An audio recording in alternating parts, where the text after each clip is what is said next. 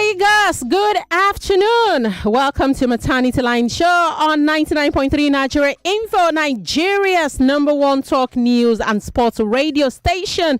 Welcome to the program where we examine maternal and child health issues through evidence, of course, lived realities and policy choices. And beyond all of that, you already know this is where we advocate for better health for women and children in Lagos and beyond across the country.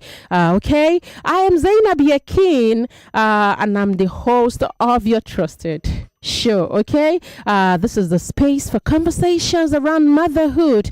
Not forget parenting and maternal health and child health. As I said earlier, we're streaming live on Facebook and on YouTube right now. Simply go on there on both platforms and search Nigeria Info 99.3. Like our page on Facebook and subscribe to our YouTube channel, where to also check in personally with us is the website. I was going to say WhatsApp.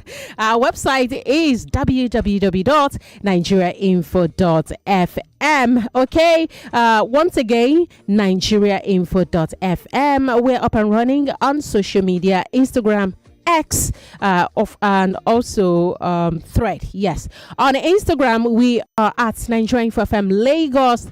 Also on Thread, on X at Nigeria Info FM. Be sure to include the hashtag Nigeria Info ML. ML is Maternity Line when you tweet. Okay, be sure to tag me. My handle on both platforms, Instagram and X, is at Yekeen Zaynab, KenZaynab. We're still very much on Marco Cove's demolitions coverage that we have been doing. I was a bit back this week because I was also engaged in school. Currently, I'm running a master's program at the University of Lagos, and I needed to be there. But I'm also following up on what has been happening. There was a protest on Wednesday. I tried to be in touch with Betty Abba, of course, Ireti as well. Both days, Wednesday and Thursday, Ireti told me they were busy the protest ground. So I'll keep you posted on as the story develops. But just so you know, there was a protest, and we'll be touching base with that during the course of the month February, of course, next week. Okay, people, welcome once again on to the show. Today, we are having a conversation and a newborn crisis. What's failing and what's finally working? That's the conversation we're having today. Now, Lagos, picture this just for a moment. A woman goes into labor at night. She has attended antenatal care. She did everything right. Complications begins, okay? Complications begin.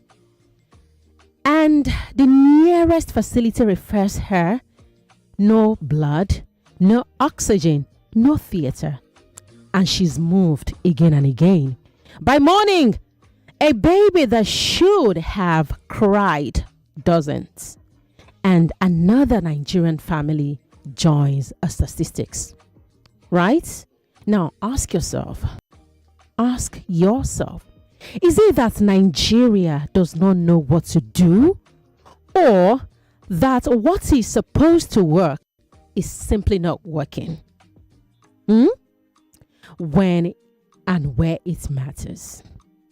Because for years, Lagos, I'm deliberately establishing this background just so you have a mental picture of the discussion we're having. Okay?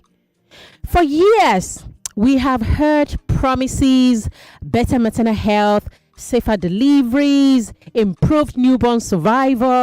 Yet, Nigeria still ranks among the worst countries in the world to give birth. So today on Maternity Line Show Lagos, we are asking, what exactly is failing in our maternal and newborn care system? What is finally working, maybe quietly, effectively, and why is it not everywhere? Right? Yes, that's the conversation we are having today. I do have my guest in the studio. I will introduce her, but I will introduce her right now. But when we come back from the break we're about to observe, you will start hearing her voice. So, joining me on the show today is Dr. Efunbo Dosekun. Good afternoon, Okay, Lagos, you just heard. Lagos. You just heard the voice of delectable Dr. Efunbo. Okay, she's a renowned pediatrician with over 40 years experience across the UK and Nigerian health systems. She's the chief executive director of Outreach Medical Services operating women's and children's hospitals across Lagos and Delta State, and a leading voice in emergency maternal and newborn care in Nigeria. Remember about 3 weeks ago, I told you we'll be having a conversation with one Dr. Efunbo. Now she's live in the studio. Okay? Yes. Lagos, we'll be going on a short break. But before we go, I'd love to ask you this question. Have you experienced a referral delay during labor or childbirth? Now, what scares you most about delivery? Is it the cost, distance, or quality of care? Also, have you vaccinated your child against measles and rubella? That's not part of the conversation, but that's currently ongoing. Okay, so Lagos, after this break, we'll talk more on those questions. Please stick around. Elections are shaping destinies, wars are redrawing borders, economies are rising and falling, and global alliances are being tested like never before.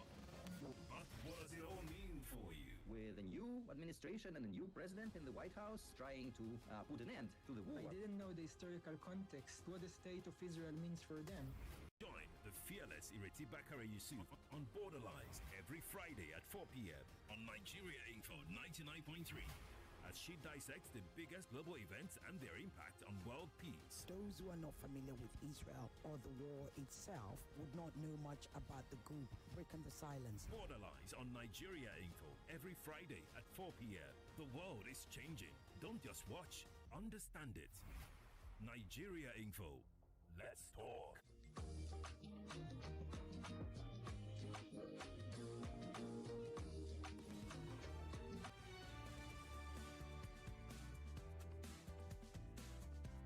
Nigeria, welcome to AfriMillions.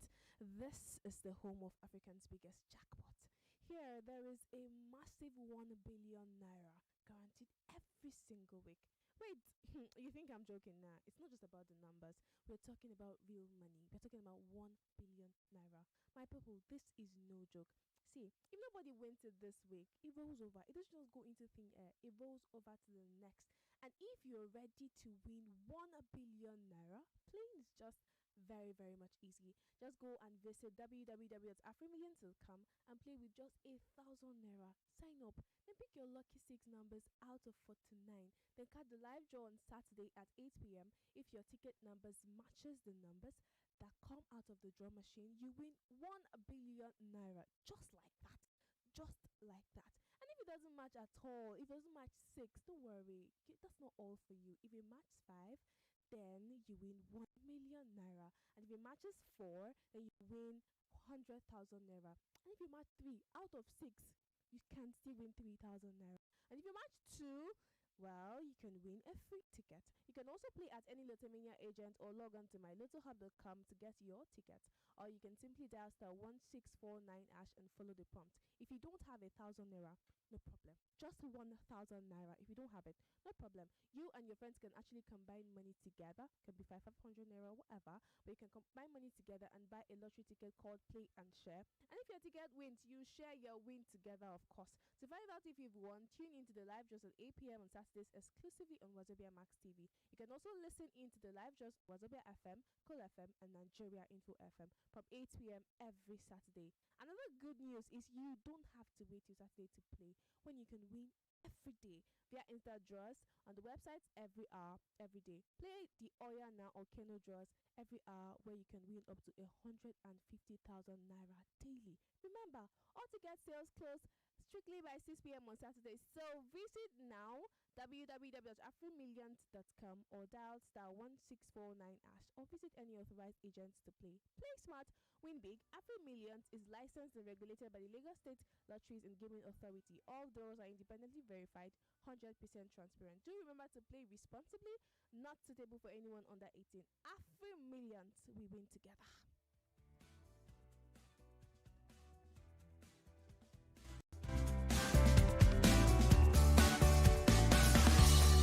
There's always a conversation waiting for you. The oil company that's meant to be making Nigerian money, they have debts 30 trillion. Over social media in the last few months, there's been talks about demarketing Nigeria. We are born in a country where they give power to some human beings. Those people that call themselves Nigerian government. I may not agree with him that they have normalized the killing. I think that they've become numb. Join in right here. 99.3 Nigeria Info. Let's talk.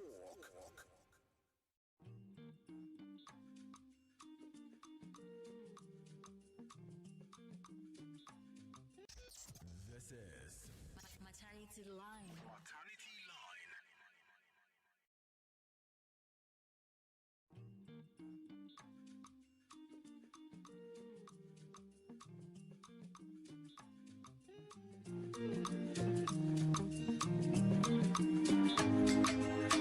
Right, Lagos, if you're just joining us, it's 12:30 on the clock, live from our studio located at 267A Etimian Crescent, Victoria Island. That's where we are. Today, I am live with Dr. Efunbo Dosekun, yes, on Maternity Line show, discussing Nigeria's maternal and newborn mortality crisis, what is failing and what is finally working.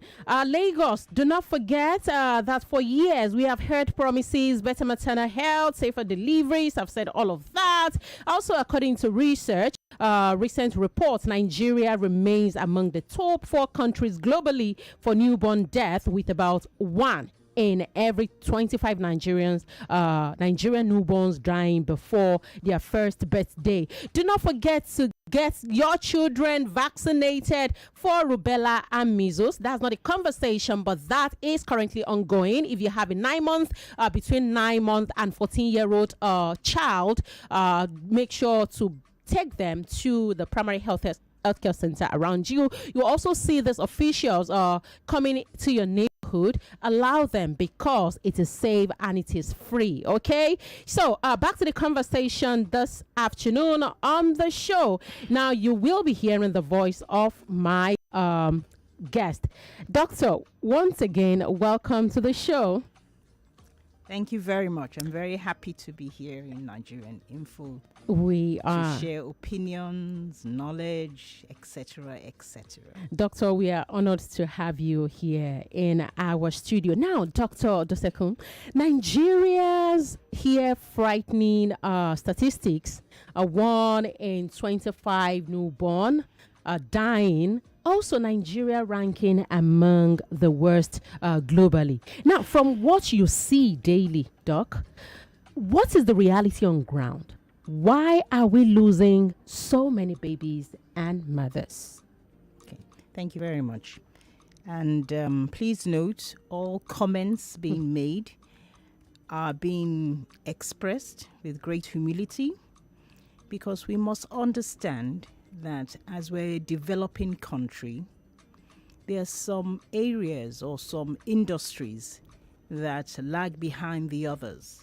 And in a city like Lagos, where apparently there's a lot of rapid development occurring to fulfill the needs of the really fast population that we're having now, there may be some lags. And I think in the health field, everybody knows that there is now a lag in our health system. What are these lags? Because what we must all realize in that in healthcare, there's too much emphasis on the hospital care. When we think of health, say hospital care is horrible, is this, they are dying, they are this.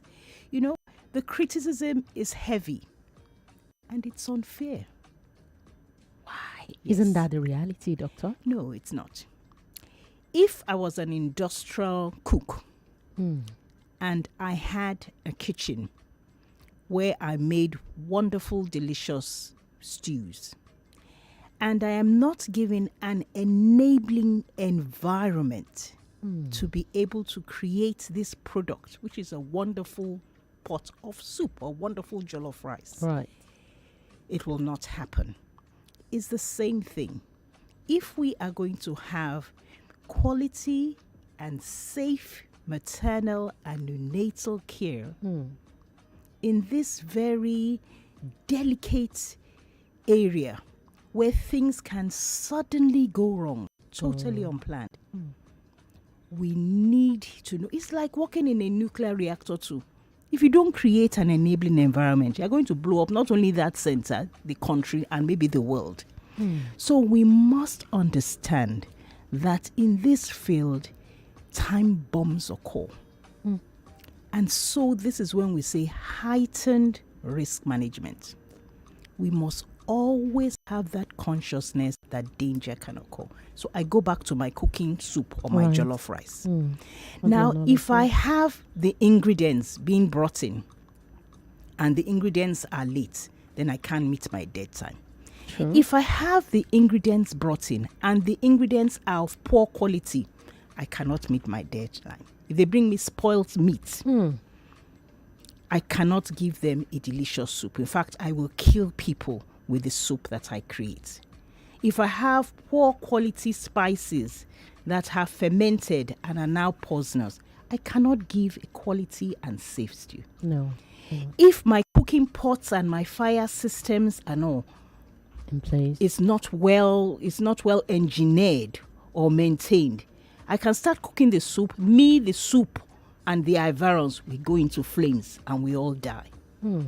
So if I have workers that I train, and I'm talking about a real industrial kitchen. I have workers that I train and they just come and say, oh, I'm going to go and work in Ghana. I'm going to Saudi Arabia tomorrow. And I now bring new set of workers and we still go through that training bit. They also go, leave. like it's happening in the JAPA system. We would not be able to have that industrial kitchen that is giving good quality. So the root cause of issue has to be fixed. So we have to go down onto health system development. What is a health system? A health system is one in which we break down the components of the system that we're trying to develop. And each and every one of them must mature at the same rate. Because once there's a problem with one, it's going to affect the overall product. So, what are the parts of the health system? Number one. And I will tell you this story in light of an event that happened. Around 8 years ago, through a friend, I was going to Switzerland to visit her. And she told me, she said there are some brilliant doctors that went to work in Gambia. They were the top of the Swiss neonatal cadre. And they spent 1 year. She said, why don't we go and see them? Maybe they can come to Nigeria to help us. And I went with her to the hospital in Switzerland. And I told him about what I was doing. And, I wanted to come here. I wanted to concentrate on acute care so that I can save babies, And he looked at me and shook his head. He said, there's nothing you can do, Dr. Dosekun. It is not the service delivery. It's not the hospital that's going to enable this. It is a safe and quality, structured and governed health system. He said, me and my partner and my fellow colleague went to Gambia. He said, we were so frustrated because every day in the hospital we had deaths. And we have so much knowledge. We even have a bit of equipment we brought, but it did not make any difference because the babies were brought late. So their organs were already destroyed. He said, after 1 year, I'm able to come back to work in Switzerland. My other partner has issues, mental and emotional now, because he has never seen so many babies die. So he told me, he said, you are heroic in what you're trying to do in your service, but you will continue to sweat till all the components of a health system are mature and well developed and are intentional for the country. So that is when I knew that I was really in trouble. And I now started having a more analytic look at what is happening in Nigeria. I get so upset if I have a loss, but I stopped getting upset and getting negative. I started getting upset and started thinking of what can I do to make the things better. Right. Yes. Solution. So solution. So we must, saying that, I must also give this caveat in that in urban cities in Nigeria, we have an unusual arrangement if you compare it to urban cities in other parts of the world. In other parts of the world, the private sector does not play such a big role. Saying that, there are different types of health systems. There are some that are insurance-based. Right. There are some that are, it's taxation. So I'm going to talk about the NHS because that is the system that I know. In the NHS system, there is a central pay. There's a Department of Health that with some supporting bodies set the tone for the health system development, for the service delivery, for the standards. So there's instructions coming from the top and it's now cascading downwards. But the downwards cascade is controllable, is their public sector hospitals. And they work very closely with the academic associations. So maybe the society, the O&G Association, the Neonatal Society, the Paediatric, they work very closely with human rights organizations. They work very closely in partnership with public. So health is everybody's business. Health is everybody's business. And everybody knows what is happening. If the people are dying, they're shouting about it. The press will be there. The men of the pen will be there highlighting it. So, and then there's now an investigation. We now found out what. But you see, it's easy to control because it is from the center, down. So it's just instructions go in bilateral direction. Information goes in bilateral direction. In Nigeria. But in Nigeria, we have 70% of our health care, at least in Lagos, is by private sector birthing practitioners. And those birthing practitioners, 30% is government, public sector. Those private sector practitioners are of various levels in terms of their profession, the discipline, and the training. So we have babies being born in super O&G, led by O&G doctors. O&G doctors are? Together with neonatologists. Obstetrics, gynae. Yes, obstetrics, gynae. We have babies being born in centers that are run by by general practitioners. Some of the general practitioners are very experienced. Some of the general practitioners are still, grappling and trying to get it right. We have nurse-led maternity centers. We have some in churches where a lot of retired matrons help to run. Okay, we have retired nurses in the back of their house that do deliveries.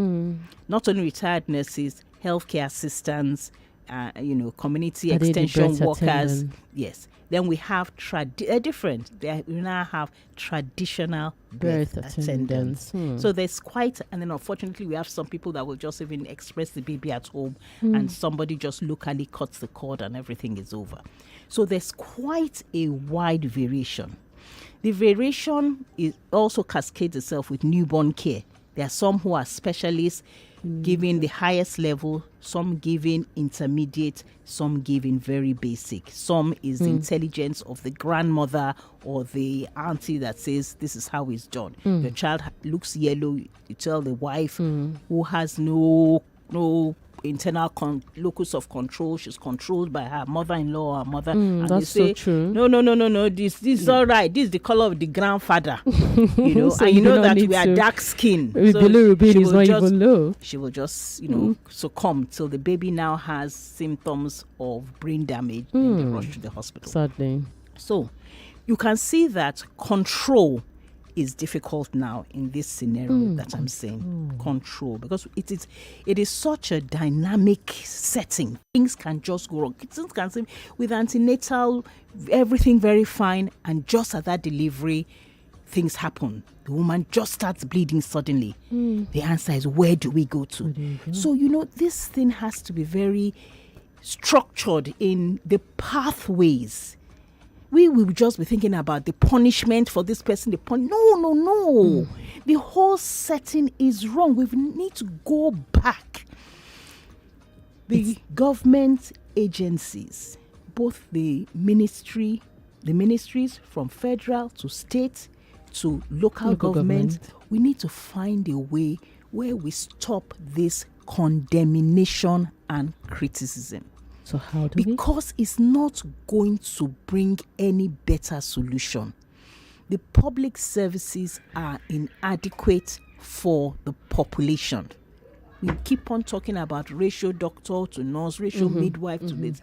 Look, let us find a solution. That's what India did. Should focus on solutions instead of criticism. India sits down and finds solutions. It is, they are more practical. We are condemning. We've got to be careful. We must condemn, but it's condemn to find an answer.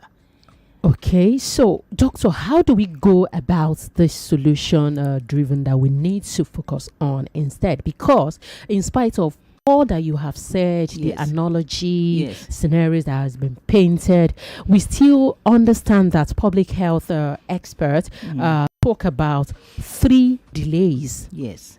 And can you explain these delays to us? When you talk of money, access, system readiness. Now, you don't want us to keep talking about the problem. You don't want us to criticize the problem.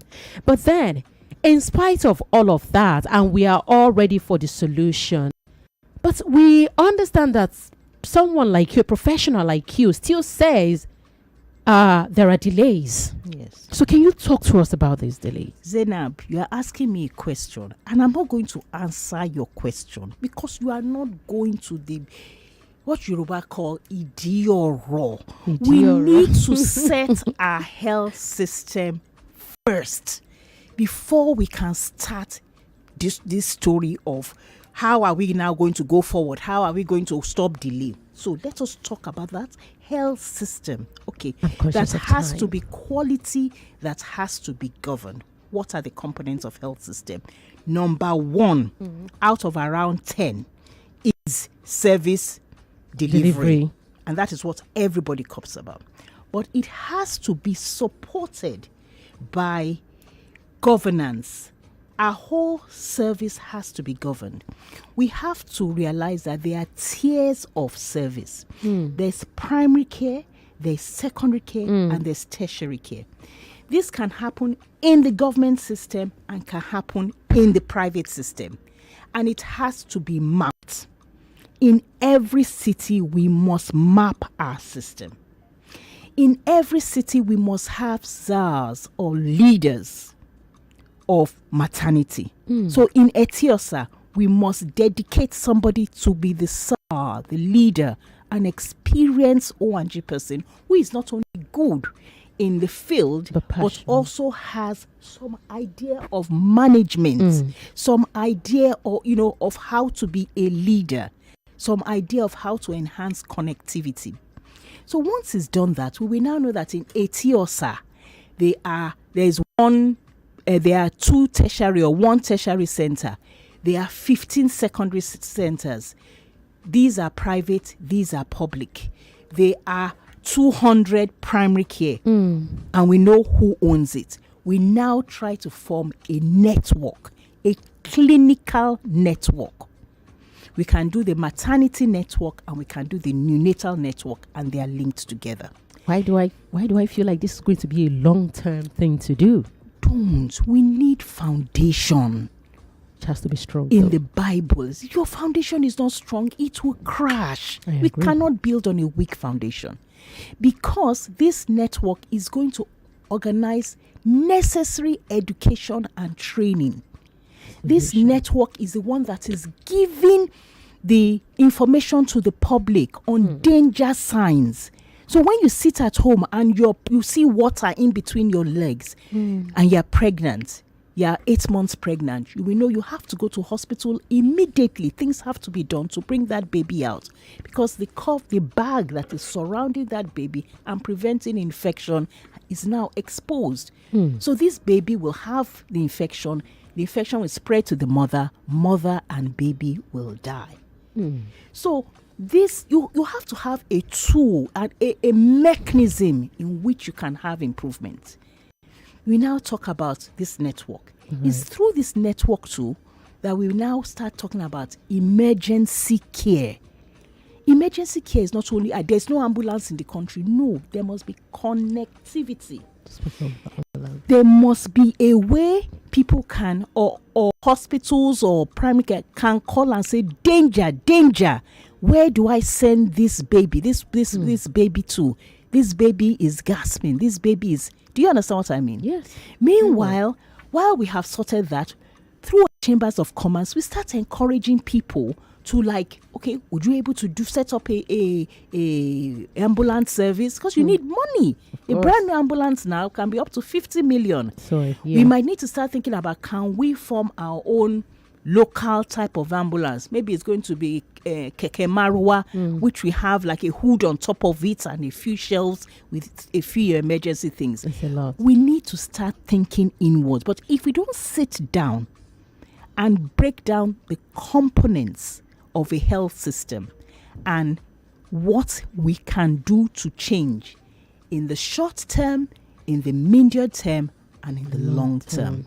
And we cannot just do it just sitting down and thinking of public organizations. I was going to ask. Yes, we cannot. We have to have this leader. The leader may be one from public, one for private, and they are talking regularly, and they are being fed with the statistics. Because we are talking to everybody, we are apologizing to the system that we have not supported you.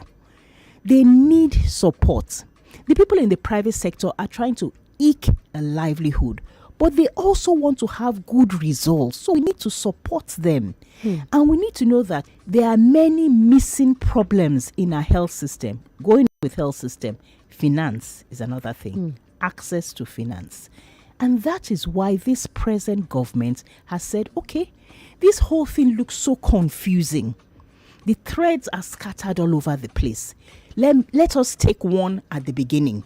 People say when we have emergency, we don't have any money. So we just have to manage with the nearby primary healthcare center, or go and call a mama nurse, or just say, Yawomi, Odabo, you have been a good wife, because you are bleeding, there's nothing I can do. It's 1 a.m., there's no transport, we cannot walk, there's nobody to call. Or hospitals that did not expect, because I'm always telling you, O&G neonatal, a lot of times it is not, sometimes you expect it, but sometimes it just happens like that in maternity and neonatal care. Surprise. Sometimes it's because the hospitals are not prepared.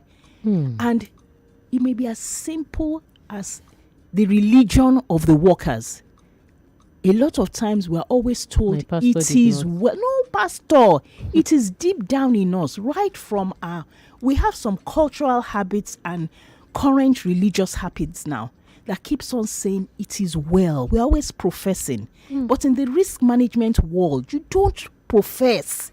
You say, when something bad may happen, let me check that nothing bad. I must identify. I must catalog. I must risk the consequences. I must see how I can reduce it. I must know when I should transfer. That is the mindset. My workers find me very funny. They're always saying Dr. Dosekun is always thinking about the worst things because they want to be thinking that it is well. In our shift now, they do prayer before they do the shift. Everything is going to be well. When I come in, I will say, is there anybody here that can die? Is there anybody that can deteriorate? And gradually now, they are now thinking that way because it's better to think of that way. So if you see the heart rate going up, you are worried. If you see the heart rate going down, you are worried because there's a potential that it will blow up in a time bomb. So that's why I'm telling you that the problems are a lot. We need to work on our public. So public partnership is another component of health system. Right from the primary health care. You must have big signboards. You will have it. It can be, it could be like a little, it could be audiovisual, or it could just be pasted on the wall. If the following happens to you during your antenatal, rush to the doctor. If during delivery, we should encourage all of them, get a birth companion to come with you who will sit down. You would have given her a piece of paper. If this happens, start making noise. Because in some maternity centers, it's one midwife that will be jumping from one room to the other, one bed to the other. But when the health companion is looking and say, they told us that if she's breathing fast, that's danger. They told us that if we start seeing blood, that's danger. They told us that if she starts getting dizzy, that's danger. She's able to ask, questions that, okay, please, if anything goes wrong, where is the place you are going to resuscitate? They told us such person will not be shunned. Pardon? I hope the healthcare professionals in the room would not shun the companion. They will not shun if you, society, have not been cruel to them. They are tired. They are working with such little things. Look, to look after a newborn baby, a sick newborn baby that's very ill abroad, is 2 million naira a day. Wow, how much do we charge our own patients? Maybe 50 in some centers, all the way up to 500. In the hospitals that they charge them 500 a day, people are always cursing them. But it's 2 million in another clime. And it's the same products we are using, the same devices we are using. The only way we're able to make sense of the whole thing is that our salaries are not the same as the salaries abroad, which is unfair because they're doing the same work. So what I'm saying is that this situation, it really needs analysis. I know. People in the private sector, human rights, corporate Nigeria, even Nollywood, entertainment world, Nigerians in the diaspora, lawyers, both NBA, risk experts, service development. It is approach. There is no easy way out. We have been trying. The Federal Ministry of Health, working with the NGOs, with the NGOs, have development partners. That's the word, and NGOs have been trying over the past. I came back from England 16 years ago. I see the activity that is going on. It is not easy because of that central control is not there. Training. We have to continuously train. You don't know the level of training that different people have got in their different universities, police, nursing college. So there must be a system that is accredited. Doctor, I'm afraid because we have a lineup of questions and only one question has just birthed what Dr. Dosekun has said so far. I'm glad somehow because a doctor touched on ambulance as part of the solution the other time, and the plan earlier for me is to do a repeat broadcast of Sisioge conversation on ambulance earlier in the month. But it's looking like we are lucky enough to continue this conversation even after the 1 o'clock news, because I see that we have a lot to unpack, and Sisioge is not on air today, so it's an avenue for you, Lagos, to ask your question, because this is a conversation I want to have. This is a solution-based conversation I've been looking forward to, and I've always known that not even 40 5 minutes will be enough to have such kind of conversations. So somehow I think I'm lucky today to have a Dr. Dosekun on the show, because I mean this is a very, very, very deep conversation. And Lagos, to be a part of this conversation, the numbers to call 020127709993, 020146579190. WhatsApp is 0809 5975805 is the number to send your message on WhatsApp. Doctor, it's very crucial to have people jump on this conversation. Good afternoon. Good afternoon. Hi, good afternoon. Good afternoon. Can you hear me? Very well. Great. So I'll just get right into it. I'm not really happy with the way your medical professional there this morning has spoken. She's supposed to be an expert. She hasn't really given us the tier structure. Are you talking about Dr. Dosekun? No, hold on. Okay. Please let me speak. It's my airtime. All right. Please let me speak. She's not giving us the structure of the medical professional we're supposed to look for when women are pregnant. 1. 2, she's sounding defensive. The structure, if you're not well paid as a medical professional, that's something to do with public administration. It's something to do with the average Nigerian. We too are not happy medical professionals are being owed salaries and not being paid. But whose fault is that? Secondly, she's not spoken on a lot of things with regards to the birthing process. So I don't feel like I've been educated. I just feel like I have someone on air, listening to someone on air that is cautioning people not to criticize. As long as there's mortalities and problems, people will continue to criticize, because there are a lot of private institutions in our country where people pay top dollar to get treatment. If you're getting the 2 million naira a day to treat somebody, to treat a child abroad, that's coming from the public purse. It's coming from British taxpayers' money. It's coming from American taxpayers' money. It's not coming from LeBron James or Wayne Rooney or Osimhen. It's coming from. So the problem is, what's the Minister of Health doing? What's the Minister of Health doing? What are people in parastatals of government that they are rubbing shoulders with? What are they doing? What are the chief medical directors of public hospitals doing? Where's the infrastructure? How many PET scan and CAT scan machines are in the country right now at the moment? They need to be thinking of procuring that medical equipment, paying the medical professionals, making sure maybe the chief medical directors are not eating the money, making sure the government, because of the healthcare collapses in the country, everything is gone. So I've not been educated at all. I'm just hearing someone that is being defensive. She's called out like 15 different medical professionals. Which specific one do we go to? You said there's primary healthcare. I'm beginning to think that she's not an expert. Thank you. Please, before you go, oh gosh, he left. I'd love to point this out. I would love to clarify that Dr. Dosekun is not a government official, because the caller has just sounded like, while I understand his comments, his opinion, his contribution, and the way he felt, it's also very necessary to mention that in my own understanding so far, she's not trying to defend the government or maybe the system, if I'm getting it all right. Dr. Efunbo, right after the news at 1, you will have a comment on the just concluded contribution. Thank you. All right, so Lagos Boluwate Fair is live in the studio, and it's time for the 1 o'clock news. Right after that, Maternity Line continues. Please stick around.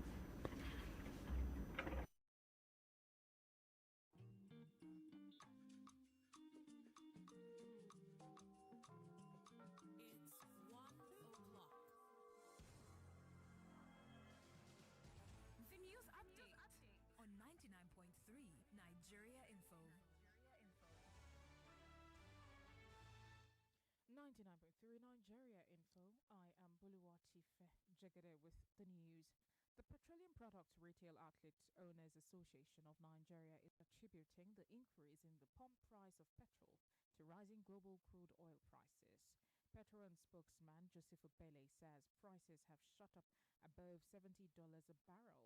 He attributes it to geopolitical tensions outside Nigeria's control.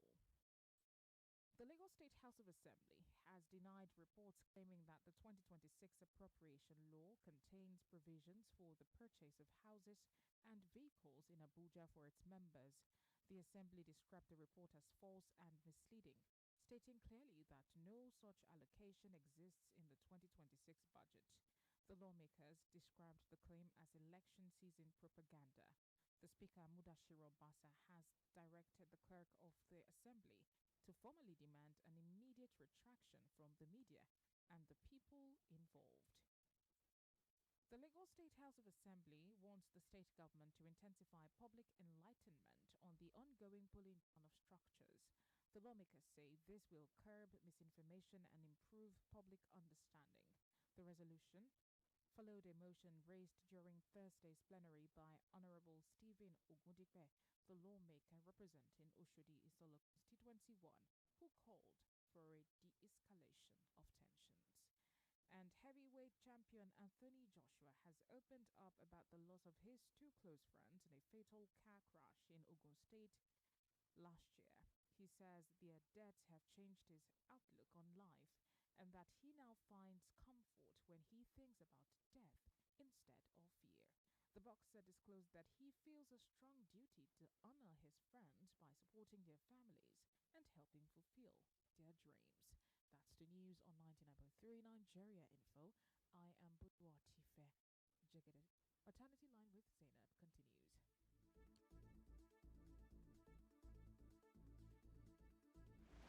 From breaking headlines to the conversations around it, this is 99.3. Why is it that the terrorists are killing us over 14 years? They could not sweep to action. Because you would think if there was a government in this state, in this area, there is an expected disposition. Security is everybody's duty. Where I'm staying, I've never even seen a policeman. BFCC detains ex-AGF Parliament. Governor wants to come from one party to the other. That's all they focus on. Imagine it was PDP that is way over 24 budget. What the APC have done with the I cannot waste my time to go to the polling booth to vote again anymore. It is over. Stay informed, stay aware, join the conversation. 99.3 Nigeria Info. Let's talk. This is Maternity Line.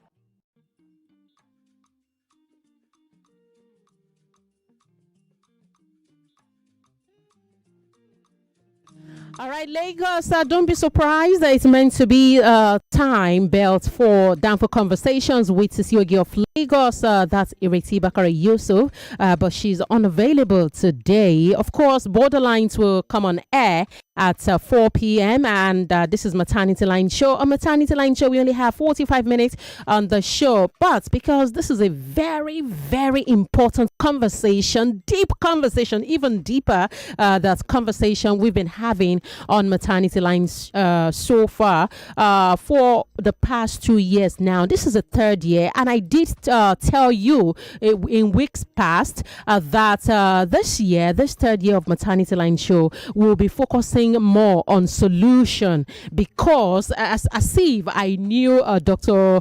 Dosekun from anywhere before, and somehow this is happening right now. And so far, if you're just joining the show, the conversation we are having is Nigeria maternal mortality crisis, what is failing and what is finally working. And part of what Dr. Dosekun has said is the quality of healthcare in Nigeria, which of course has dwindled over the years, resulting in intervention from private organizations contributing their quota to help give direction on way forward, provide solution, and call on stakeholders to rise to the occasion to save the sector from complete collapse beyond redemption. And part of what she also said is maternal and newborn care is not just about prevention, it's about what happens during labor and emergencies. I was taking notes while she was speaking. Also, she touched on, okay, I've spoken about private public partnership, which is critical. She also mentioned that every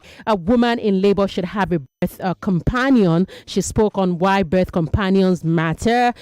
She also touched on birth companions should be trained to recognize danger signs. The list is long. Also, health workers should not shun birth companions. Health workers themselves are exhausted and overstretched, part of what was mentioned. And also, I put 3 questions to her, which is about delays. Is it the cost? Is it distance?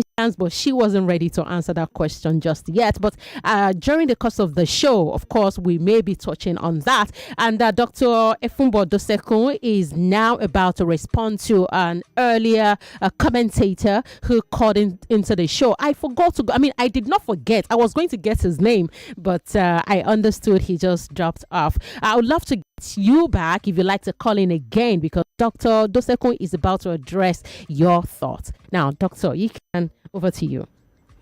I really am sorry that somebody is so upset, and I can understand that he's not the only person that is upset. There are many people in society that are upset, particularly those who have been affected by, by having either a child die or a mother child die or mother child. But what I'm saying, and please, I don't need to be an expert. I have some knowledge, but I'm a concerned Nigerian. Doctor, at this point, I think it's also important to reiterate your forte, okay? Doctor is a private medical practitioner and entrepreneur. She's the founder and CEO of Outreach Medical Services, the Outreach Hospital Group, also a private healthcare provider in Nigeria focused on women and children and neonates. Also, she has over 40 years of experience in this medical line. So, I mean, you said you're not an expert doctor. I find that's quite... No, what I mean is that you don't need to be an expert obstetrician or neonatologist to know that if the environment is not enabled, you are not going to get the right product. So all stakeholders that can support it need to get together. And I'm proffering solutions that are not talking about the end product, that is the service delivery. I'm saying to make this service delivery work, for the first time, let us use another method because it is confusing, particularly in cities. I'm addressing cities because there's no control.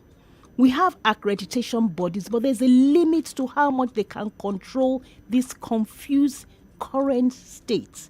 And we will continue to have avoidable deaths until we go back to the drawing board. You mentioned. Yes, and get it right.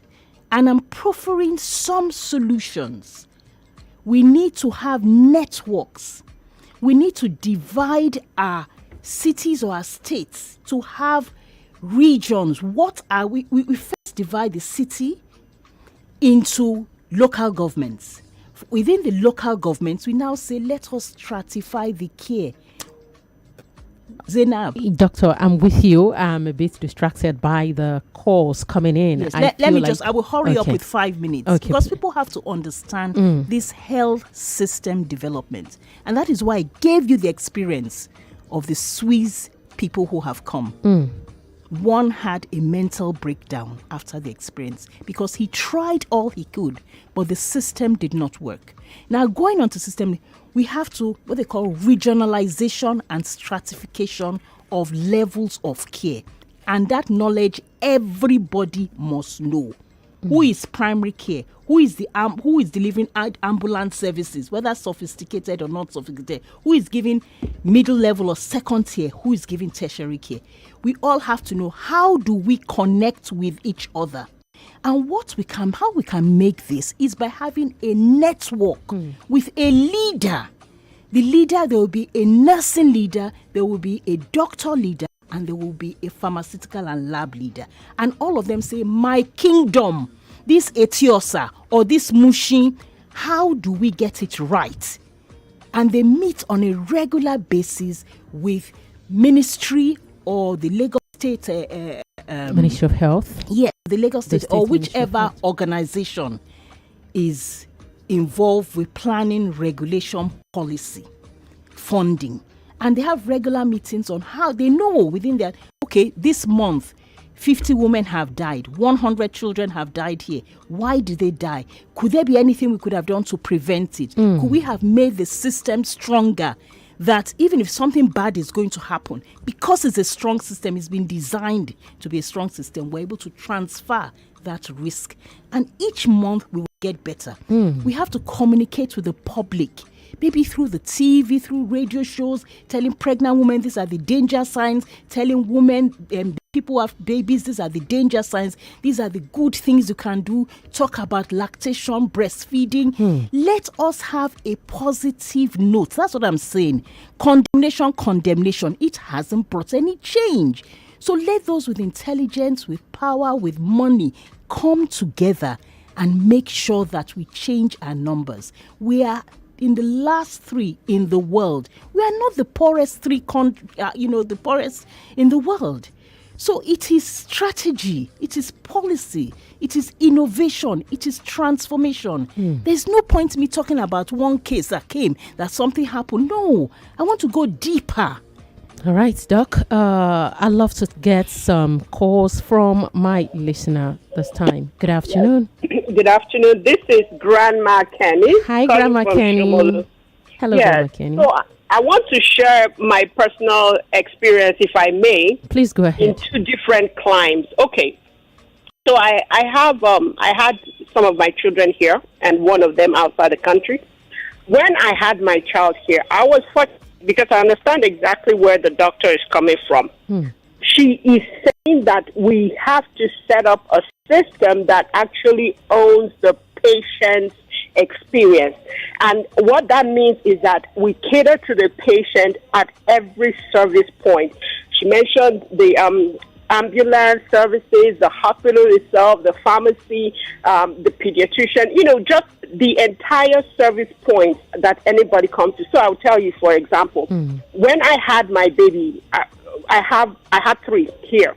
So one of them, I'll give you the case in point where I had a flashpoint that is relevant to this, that will relate to this. Luckily for me, I went to the hospital that, I know I'm not going to call the name of the hospital, but that hospital that is exactly at Obalende, a very good hospital, right there at Obalende, 2 stories building, right there at the roundabout. Basically, I hope you know the hospital. It starts with F, and another F. You know the one I'm talking about, right? Okay, that one. I went there. That's where I had my baby. In going there, we had the doctor on duty. The second child, we had the doctor on duty. I usually get induced because for some reason my babies don't want to come out. So when it was term, I set a date and I came to the hospital.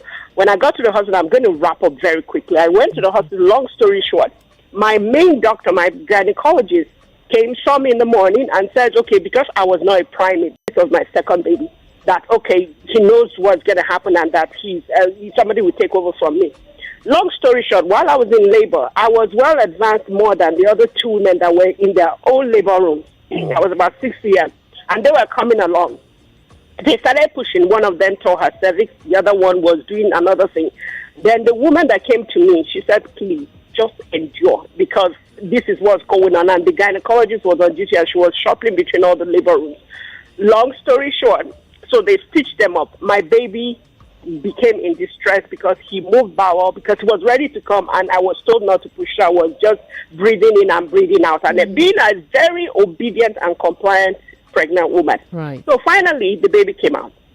And then after, because the baby was in distress, moved bowel and everything, 5 days after that, I came back to the hospital. The baby had an infection. And long story short, because he was distressed, he did not cry loud enough for there's a hole in the heart that generally occurs. It's natural in all babies in the womb.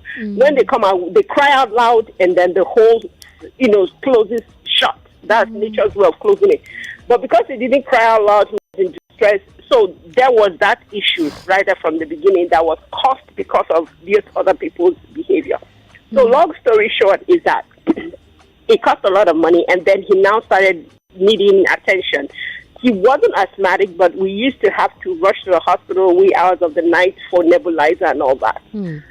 God is good because we could afford it, but it took a toll on us. Every month we anticipated that this kind of thing would happen. I made sure I kept the nursery very clean at home and everything, so that helps a lot. So long story short, we now went outside the country. Outside the country, we had a totally different experience because in that place, okay, nebulizer and everything, you have to rush to the hospital to use it and everything, and it costs a lot of money. When we got outside the country, the first time he had that issue, now I'm going to call in the ambulance service point. Right. The ambulance came. When they came to the house, they set him up, and they started treating him from the ambulance before we got to the hospital. When we now got to the hospital, they were already ready for us. The doctor was there. They wheeled him in. I didn't have to go through any checkpoints, no triage and everything. We went right in because it was an emergency. And he was well taken care of and everything. And then ongoing, subsequently, whenever we needed to go to the hospital and we had to go emergency, every visit we went to, they gave us a nebulizer kit.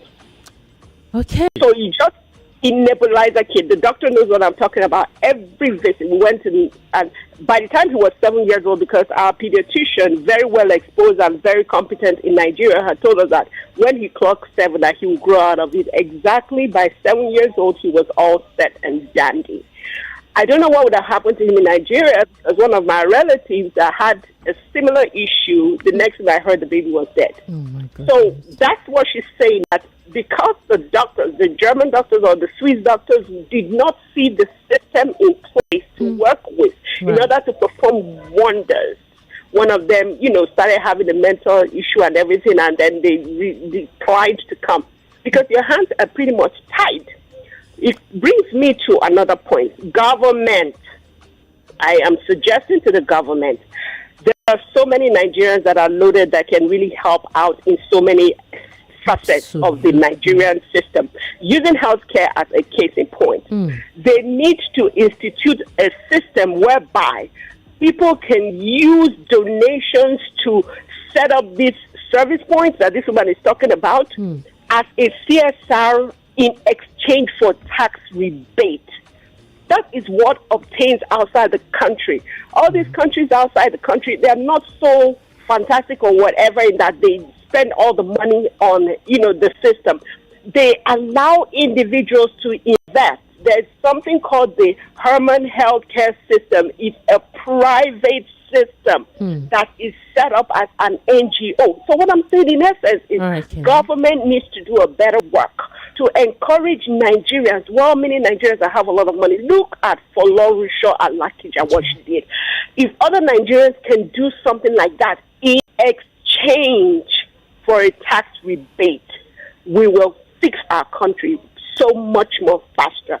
God bless Nigeria. Appreciate Thank you so much, Grandma Kenny. Dr. Efunbo, I have more calls, but should I wait and allow you respond? Thank you very much, Grandma Kenny, and thank you for understanding the way, the way I'm thinking and rationalizing in this very short interaction with society. We need to get to the bottom of our problems. That's the only way we can solve a problem. We're talking about a poor product, and when you want to develop a product, people in industry know what it takes. So let's learn from them to get this good product instead of tearing down the morale of the healthcare worker. All right, we have more calls. Good afternoon, Nigeria Info. Before we proceed to more questions. Good afternoon. Good afternoon, Zaynab. Good afternoon. Please, your name. Good afternoon. My name is Bless. Calling from Aja. Good afternoon to your guest. Zaynab, see, it's just so bad and so obvious that we don't have a respect or regard for humanity. That we see each other as nothing. We don't have respect. So look at the way these people behave, even in the hospital. All these faults and all these things that is upon us.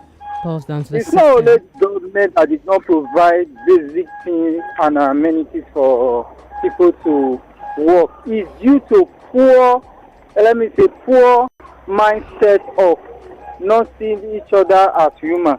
As in looking down on some, and some people, they don't reflect any. Blessed is still criticizing basically what the doctor opened the show with. I mean, her thoughts with is what Blessed was still, talking about.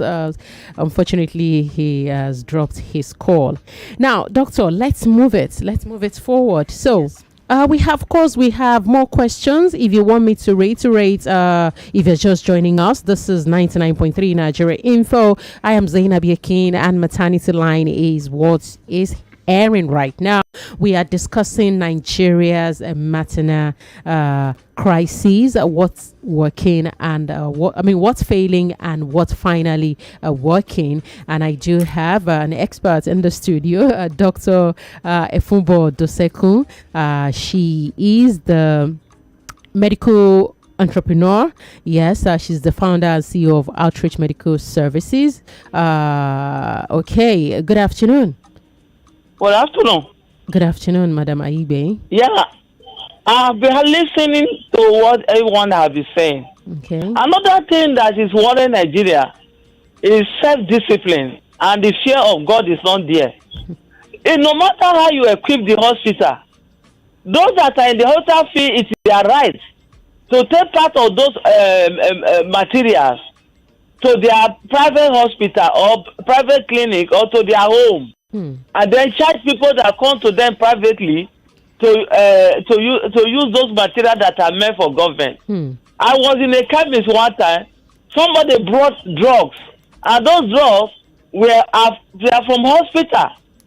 So imagine all those out of it, and some of these drugs in the hospital that are sent in a container, they have expired. They will not do away with it. They will go and sell it to the chemist, and then those who want the county one, they do not see the expiring date. They sell it. I say this is a matter of conscience, and we say we are the most. Religion is not a disciplinary action over man. It's just the religion you belong to, and then inherit those gods that are there. The only one that can natural consciousness or Jesus Christ. That is the only way one will be set free from the manipulation of Satan and his followers. So, but we have the ethic of the what they call Ministry of Health.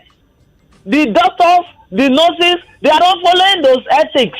So it affects the public generally, which is very unfair. So I think we really have to we have to educate the masses as regards to the nature. Because there are spirits of nature that make one to be afraid of, have fear of God. All right. And nature teaches human on what to do with plants. All the whole drugs, even cocaine, they are plants. Heroin, they are plants. Thank you. Quinine, they are plants. They are now into metamorphose into the modern preservation. Right. And then the preservation now expire. And the plant cannot be all over the place by human to collect. Right, that is why they are in a drug, or they are in a plastic, or they are in a corn flour to be absorbed into it, and it works the same thing as using the drug directly. All right. And then how we advise that doctor or whosoever in charge, they should work with the native who have known the ground before the development of technology. The traditional for instance, the cancer has its own medicine in the native. Okay. And they know what is the cause for the cancer in the spiritual realm. Than just the physical. Madam Aibe, we have to go at this point. Thank you so much for your thoughts. Dr. Efunbo. Yes. It appears you were going to respond to Madam. Yes, please. Yes, I just want to thank her for her comments. All right. That it's very true that we have to work closer with society, with the grassroots. The issue of drugs is very worrying. We're not highlighting it enough, in that you could have drugs in your facility you've bought from drug markets, and they're actually not working. They are poor quality drugs, even though they may have the NAFDAC number. So because on branded drugs, we have to be very careful which ones we choose, because we don't know which ones are the right ones. And then storage of the drugs is another problem. Even if you bring the right drug and it's not well stored, the drug will lose its efficacy. So that is why I'm coming with this health system. People may not understand what I'm saying. They need to go onto Google and understand why Nigeria ranks as a low country, because we have a poor health system. Health system has sometimes 13 components, and all those components have to work before you have a well-functioning hospital with empowered, enthusiastic health staff who are then monitored. You surveillance the outcome, the performance of your workers. You feed it back to them. You encourage them. If we sit down condemning, we will not get anywhere, and our mothers and our children. Let us use all the modern management tools that we know to give us a good product, which is quality, safe care for our mothers, and the outcome is good life then, when you discharge, and in the future.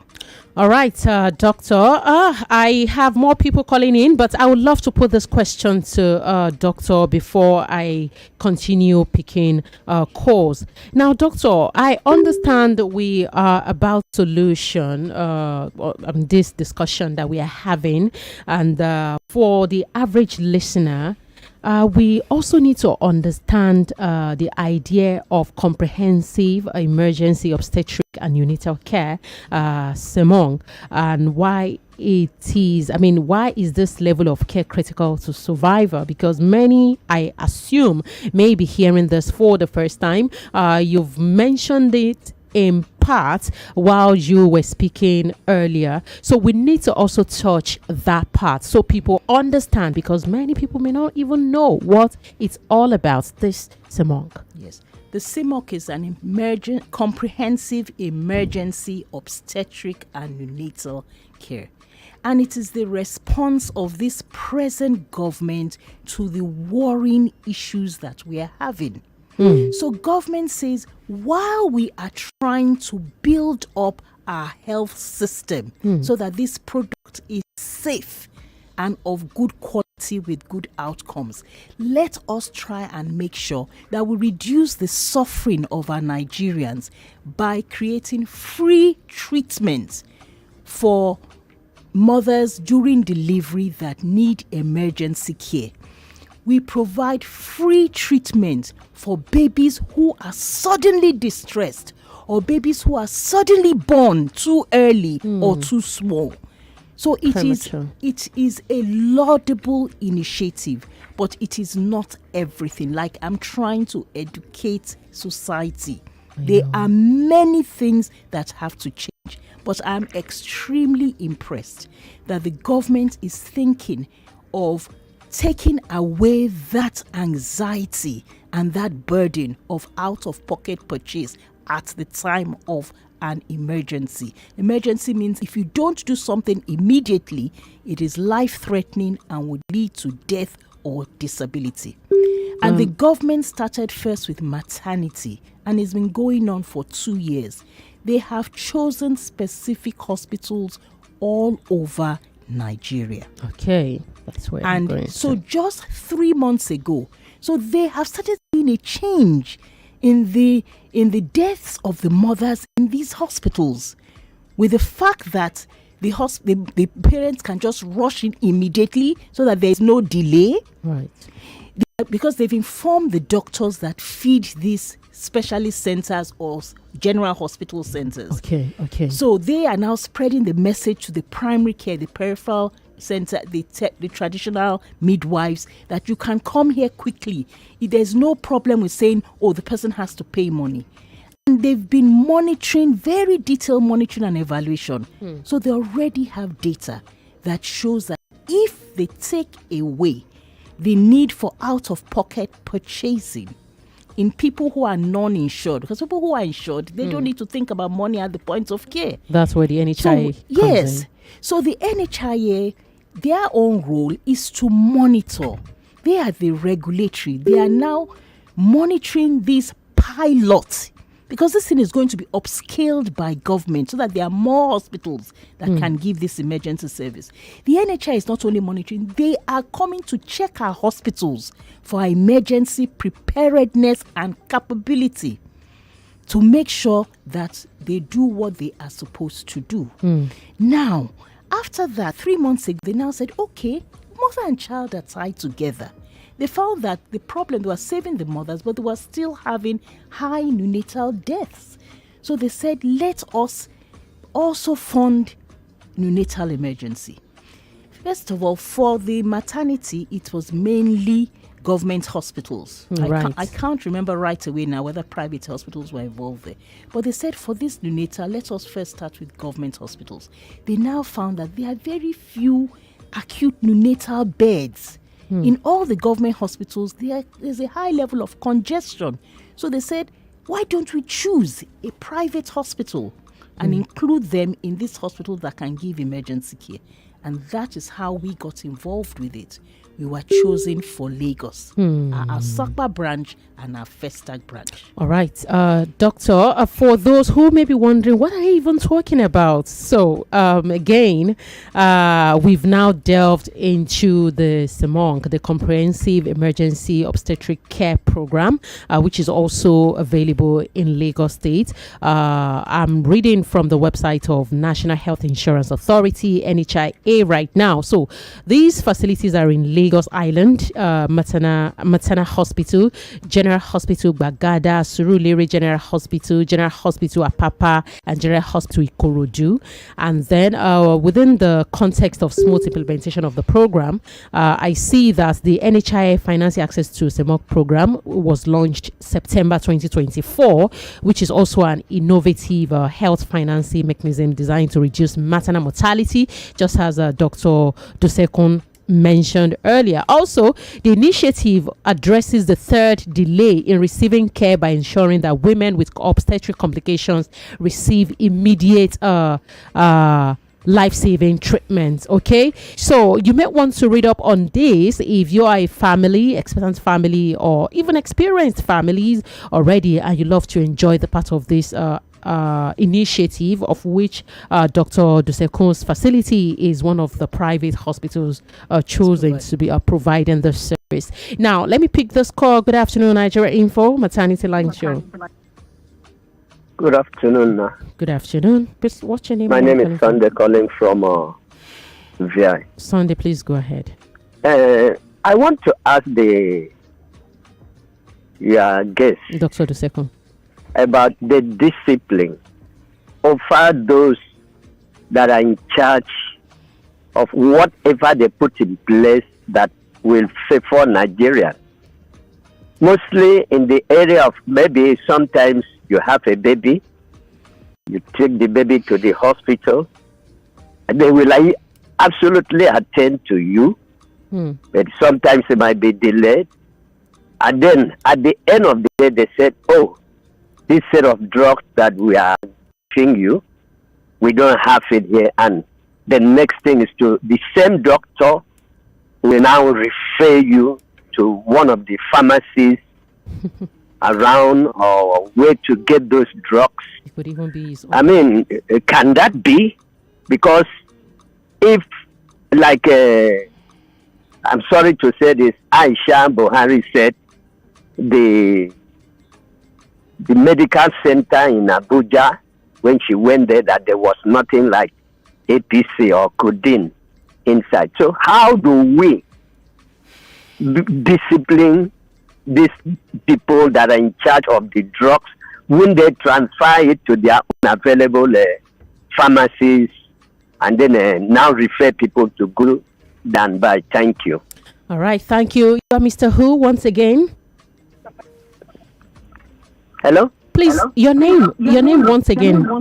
Your radio. Oh, sorry. My name is Sunday. Okay, Sunday. Thank you. Yeah. Mr. Dr. Dosekun, I do hope you got him clearly. Yes, and that was a very valid question he has put forward. I get him. You see, that is why the surveillance system by the society has to be high. You know, we have to know what is the problem, who can we report to, and what is done. So there must be a response. That's why I said this is everybody's business. But the special situation now is that who do we report to? It must be more than reporting even to this, just like incident tracking, incident reporting and tracking.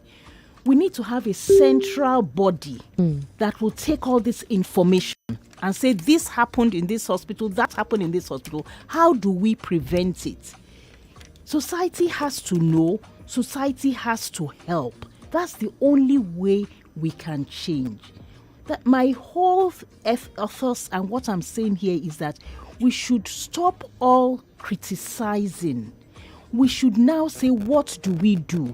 Now, to do something, we need a body. There needs to be a platform platform. There needs to be somewhere where we can target and say through this platform, everything is going to be all right. Reformation is going to occur. There's a need for reformation, transformation, and innovation. And that will bring the best out of Nigeria. All right. I have questions and phone lines keep buzzing. Let me pick this one. Good afternoon, Nigeria Info. Hello, good afternoon. You're on. Okay. Okay, I lost that call. I have this one. Good afternoon, Zaynab. Thank God for another Friday. I really appreciate a pediatrician in the studio. I have listening to her from the beginning of the conversation. My question is, why was the system working in the 70s, 80s, and now becoming a place of horror? What is the budget for medicals? Do you know the late General Muhammadu Buhari used to visit Odo to see what is happening there? My mom told me. Yomi from Muriukola. Thank you. I think we must understand that one of the main things that have happened is the explosions everywhere. The population explosion. We know the population of Nigeria in the 70s. We know the population now. So when there's an explosive preparation, there must be planning for that growth. And we are lagging behind in that. When there's an explosion, we need intelligence to tell us the steps to take. We are not deploying this intelligence enough. When there is an explosion, we need to have a very clear leadership and accountability structure.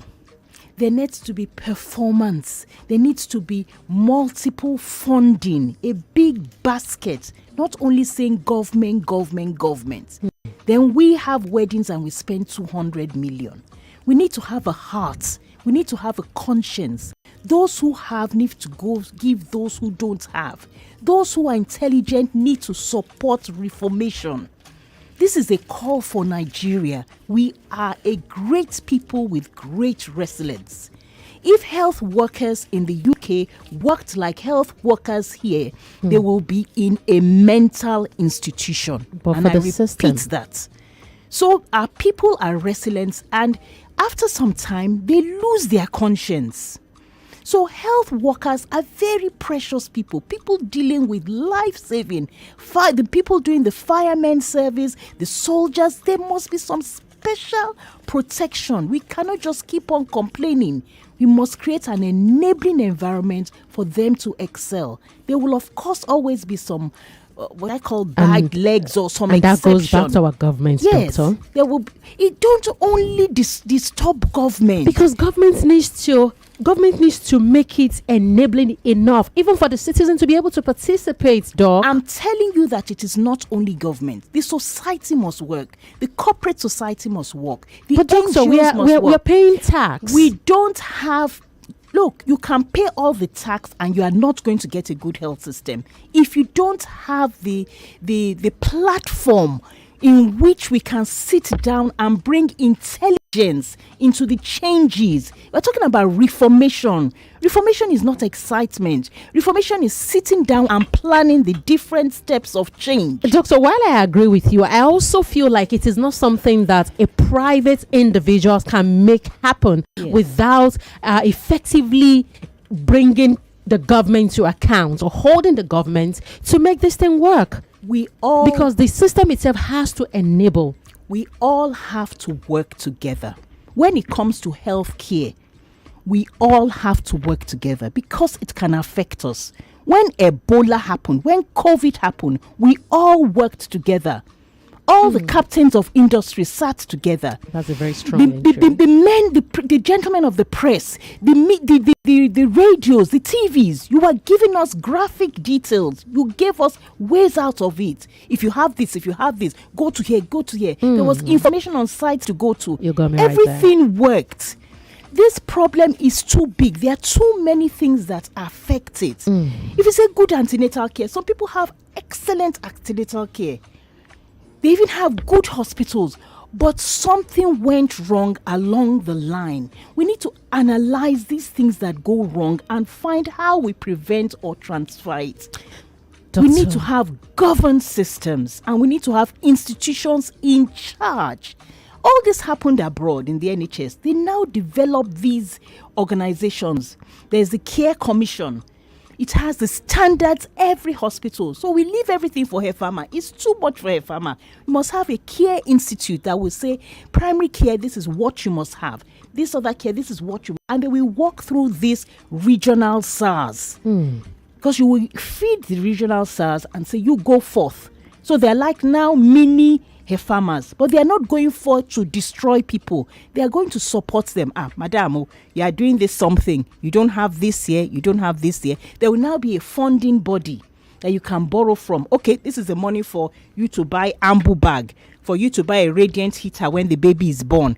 Then maybe bigger hospitals. Can you have one or two improvised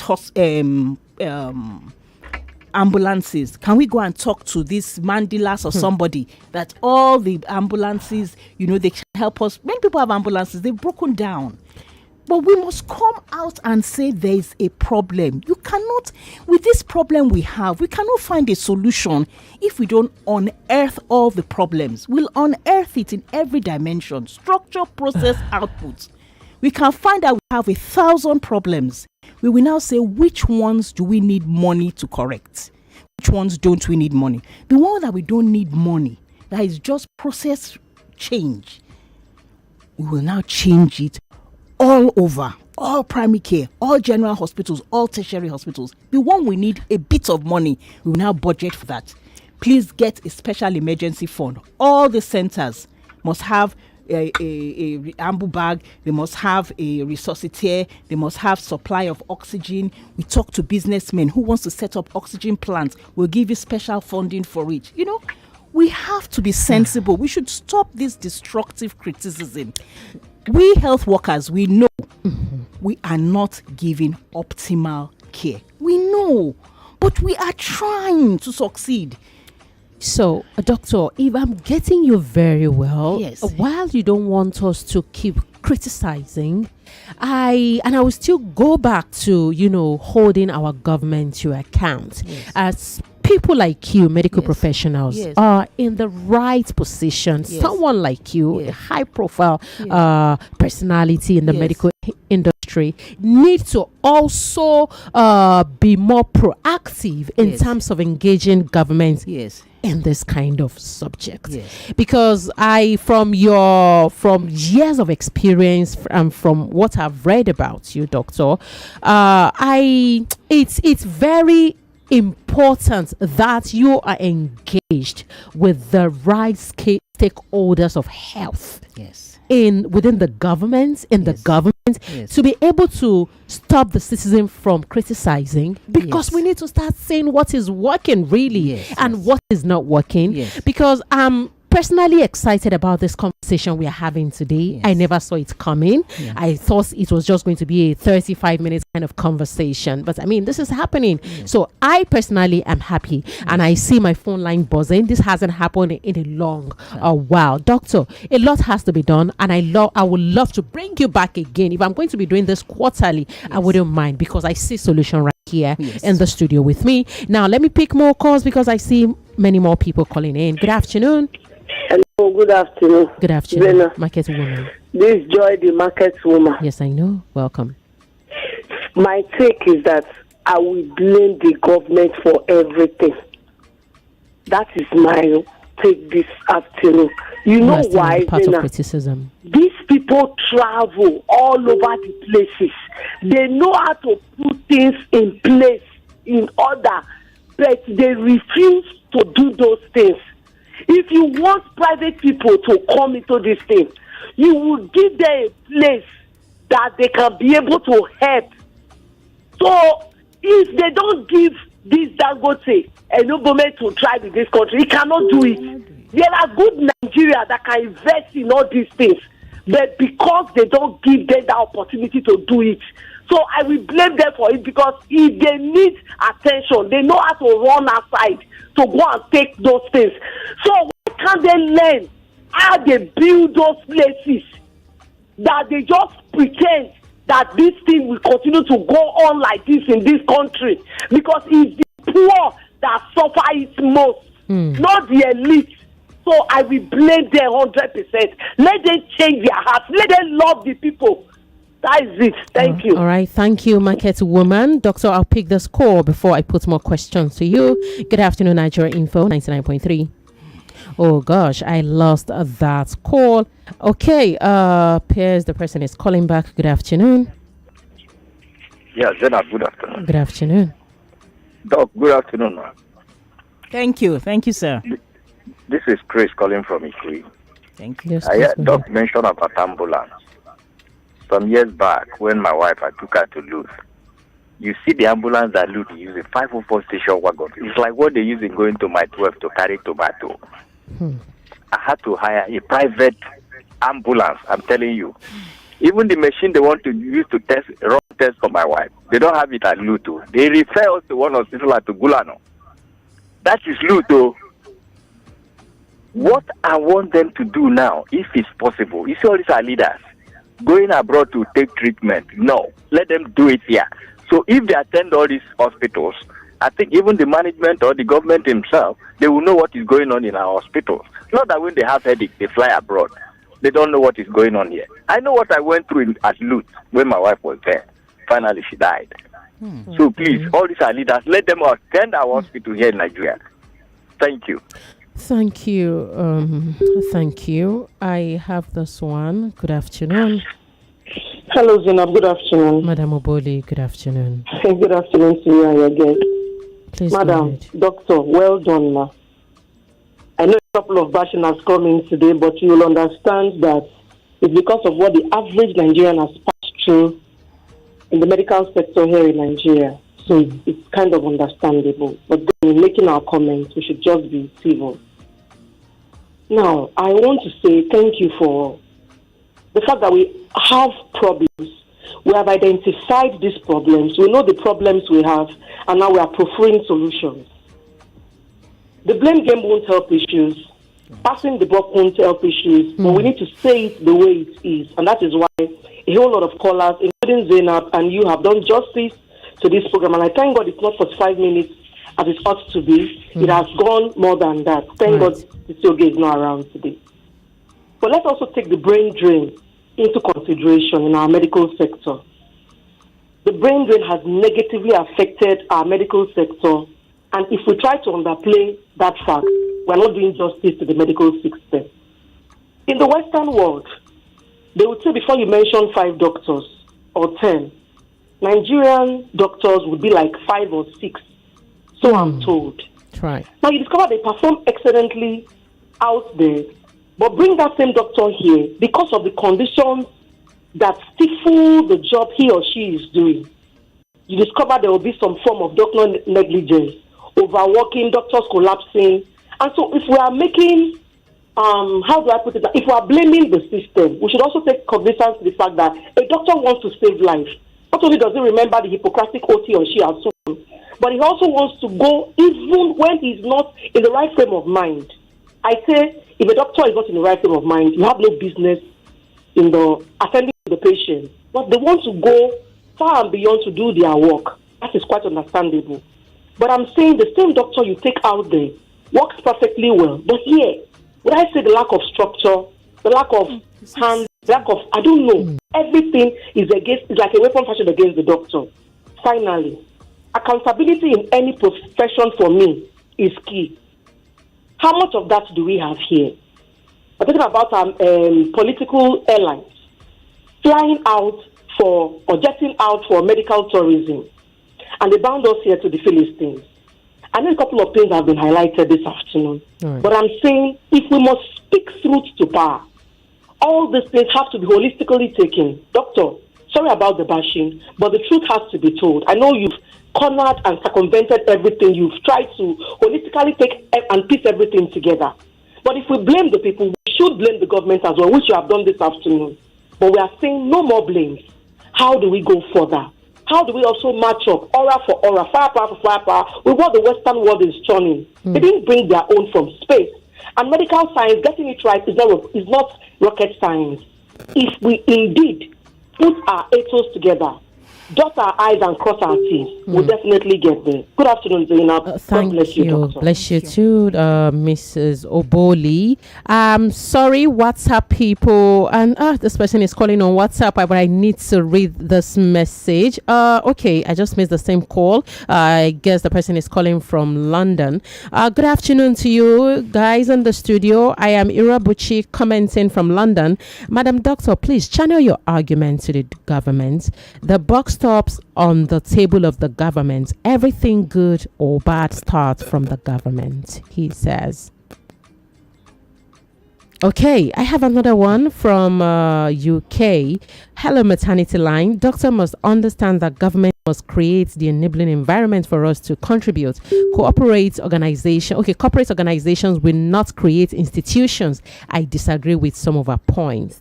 Another one here, Michael from Songwater says the medical sector in Nigeria is not dead but buried beyond resurrection. I'm a person living with DM1 from childhood, and Nigeria happened to me during the lockdown, which led to complications, and I am presently a tibial amputee. The struggle for my medicals is something that is really sad. Michael from Songwater. Doctor, I need you to please comment on this.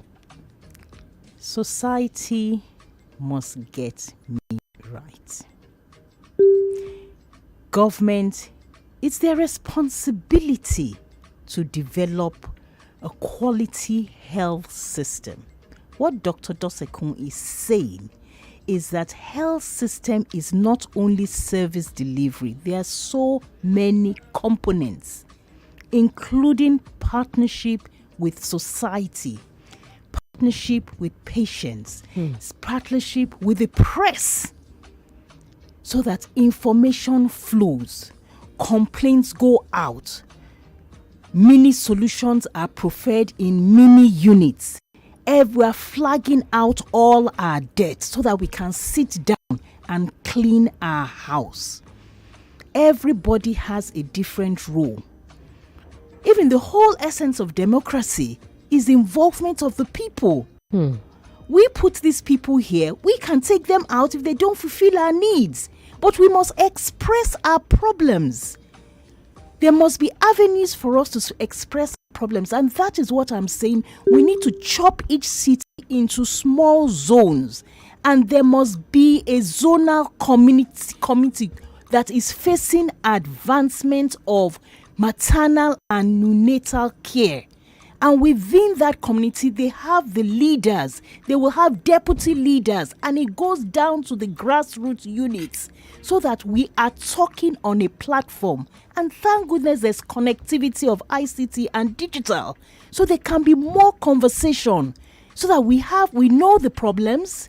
Problems are fed to us by the public. We look for solutions. We get the regulatory government need that we need. We pressurize the government to support smaller organizations that can't get their act together. All I'm just saying is that we need to have a different way in which we are solving these problems. What we have done we've been criticizing, and we're not thinking about solutions. We as a people can create such a force that the government will say, yes, we must create change. Who is government? It's people that are government. It's brains that are government that are going to sit down, look at this problem, proffer solutions. And I think this present government, with the CMOC, at least they have shown a good hand. The Minister of Health has shown that he has an interest in maternal and neonatal care. He's a public health physician, so he has a very holistic. He's not just thinking about, let's resuscitate the child, let's get blood for the mother, let's create the hospital system. He's thinking about Nigeria. And so it is an encouraging step to me. All I just want is society, whether it's the public community, whether it's the academic associations, whether it's the association of private, for us to walk through some medium for change, which we can sit down, cerebrate, proffer solutions, short term, medium term, long term. It seems as if I'm talking grammar, but I know I'm not talking grammar. Healthcare in acute situations is just like the aviation, the nuclear, the oil and gas. If something bad happens, just a little thing goes wrong along the pathway, you don't address it, it can come up and explode, and you lose millions of lives, millions of people. Let us use the strategy that the aviation industry is using. It's a high risk industry, and they look for solutions. They are there scouting out for all the problems. They have checklists, they have protocols, they have recurrent licensing, they have recurrent training. They make sure that their equipments are good. Many hospitals have equipment. There's no biomedical person to repair it. So let us jump out, list out our problems. Easy, low-hanging fruit, make sure we sort it out. Every hospital, every health center, every TB in Nigeria. Those that need money, let us look for which ones we can first sort out. And there must be accreditation, there must be surveillance of problems, and there must be action. Lagos, this is not Down for Conversations, it's Maternity Line Extended, because Down for Conversations is not airing today, and you've been hearing the voice of Dr. Efunbo Dosekun. She's not a government official. She's the CEO of Outreach Medical Services, which has redefined healthcare in Nigeria. And beyond her operational role, Dr. Dosekun's expertise in pediatrics and neonatology, yes, has raised healthcare standards, as you can already confirm. And her outreach training development initiative has restrained practitioners in critical areas. So she's also in partnership with the Lagos State Health Management Board in 2021, marked a pivotal movement and all. She's been recognized as a senior fellow and Henry Crown fellow. She has shaped emergency care as a vice chairman of the Society of Emergency Care Practitioners of Nigeria, as a founding partner of Vesta Healthcare Partners. Her influence extends globally because she has over 40 years experience both in Nigeria and in the UK. Innovation defines a journey, as you can tell. So, I mean, I feel like this is not a one-off conversation. I think, Dr. Dosekun, I haven't told you this before. If you will still be very much available in Nigeria, I'd love to bring you maybe quarterly to do a check on how far have we gone, because I know government will always come up with different initiative.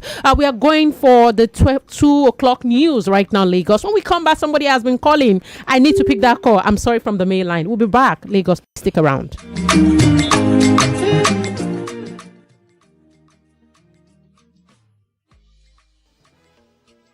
It's 2 o'clock.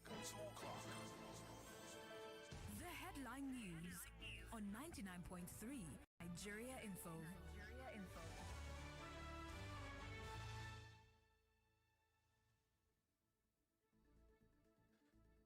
99.3 Nigeria Info. My name is Israel Umor, and this is the news headlines. In the headlines this hour, Petroleum Association Petroan blames rising global crude prices for petrol pump price hike. Lagos Assembly denies reports of Abuja house and vehicle purchases in 2026 budget. Lagos Assembly urges stronger public sensitization on demolition of structures. Federal government extends deadline for student loan applications by 1 month.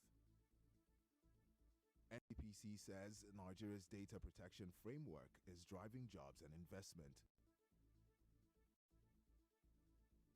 An Edo secretary to the state government announces reshuffle involving 3 key appointments. Governor Soludo plans overhaul of Onitsha main markets to revive commerce. And finally, Anthony Joshua has opened up about the loss of his 2 close friends. And that's all on the news making the headlines this hour. My name is Israel Umor.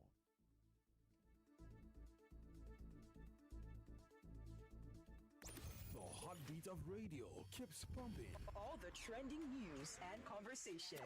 In a country lacks social ambition and prosperity. You will work so hard and still not make it. After God Almighty, it's money in Nigeria. We don't have government. Governors from other states in a normal setting, they won't even get one vote. What of our president? Is he not running this country from our side? But those who gave us Nigeria never realized that we are not one. A man whose job is to protect you and your children is putting the lives of your children on the line. See, all this issue, education, whatever, everything, we shouldn't leave everything for government to do. It's so annoying at times when you hear some call. Call your father, don't call the government because you like your oppressor. It's all day and night with 99.3 Nigeria Info. Let's talk.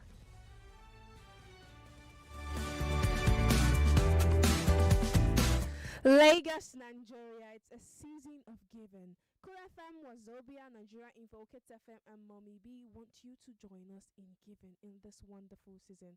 Give your old books, give your old school bags, give your old shoes, and of course, you can give new ones too. Give anything you think it's worth giving. And you can give other contributions like finances to assist in school fees and any other thing you think.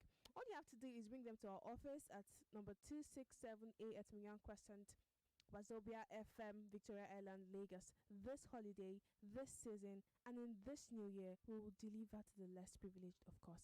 It's the Mommy B Gift Initiative, supported by Cool, Wazobia, Nigeria Info, and Kids FM. Start donating your gifts today. Give, give, give. For more information, please call 080-999-20254. Again, please call 080-999-20254. Give today.